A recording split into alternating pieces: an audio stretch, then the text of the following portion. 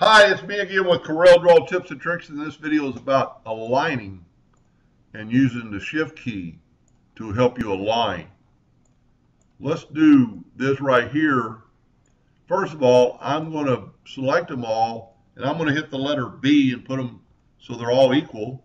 Now I'm going to hit the Shift key and hold down the E. So Shift E. That made them equally distance apart. Same thing vertically. Let's hit the L key to put them all in a, well, let me mess them up a little bit. Let's hit the L key, and then we're going to Shift C. That put them all equally spaced apart equally. Same thing with this.